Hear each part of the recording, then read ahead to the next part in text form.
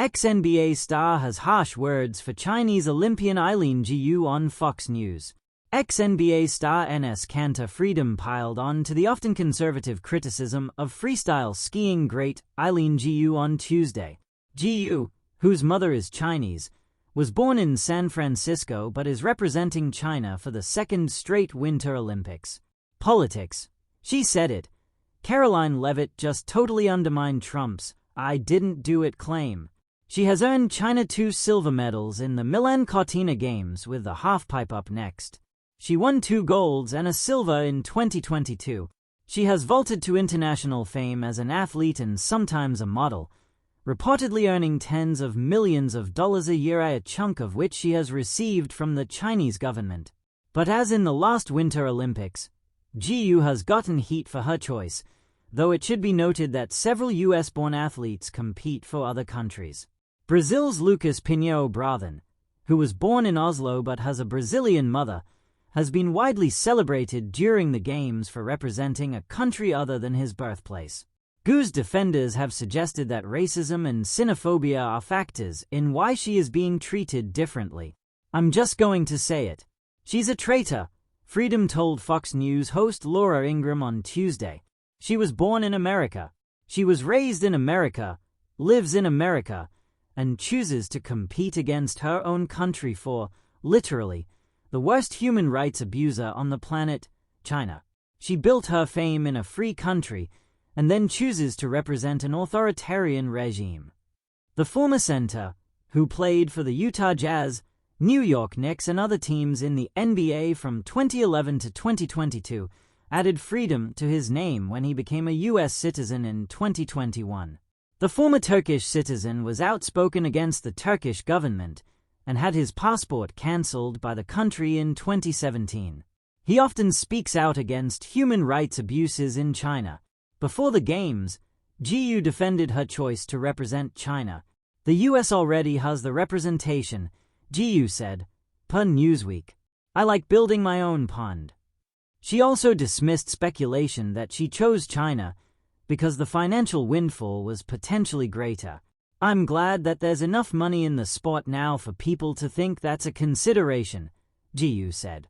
Even Vice President J.D. Vance weighed in about Gu's decision, starting off diplomatically but eventually throwing some shade her way. Asked by Fox News' Martha McCallum on Tuesday if the status of the San Francisco-born athlete should be changed, the Veep replied, "Well, look, I have no idea what her status should be. I think that's ultimately up to the Olympics Committee. I won't pretend to wade into that. I certainly think that somebody who grew up in the United States of America, who benefited from our education system, from the freedoms and liberties that make this country a great place, I would hope that they want to compete with the United States of America," he added. "So, I'm going to root for American athletes, and I think part of that is people who identify themselves as Americans. That's who I'm rooting for this Olympics," Vance said. In the modern arena of global sports, competition no longer ends at the final buzzer or the finish line. It spills into interviews, social media threads, cable news panels, and public debates about loyalty, identity, and politics. When an ex-NBA star recently delivered sharp criticism of Chinese Olympian Eileen Gu during a Fox News appearance, it wasn't just another sports headline. It was a flashpoint in a broader cultural conversation. The exchange illuminated something deeper than disagreement between two public figures. It revealed how athletes today are often asked to carry more than their sport. They are expected to symbolize nations, ideologies, and values. And when they choose a path that defies easy categorization, they often become lightning rods. The athlete as symbol. Eileen Gu is not merely a skier. To millions, she represents a bridge between cultures. Born and raised in the United States to a Chinese mother, Gu made the decision to compete for China on the Olympic stage. That choice alone ensured scrutiny. To some, it was a celebration of multicultural identity. To others, it was perceived as a rejection. The former NBA player who criticized her on Fox News framed her decision through the lens of national allegiance.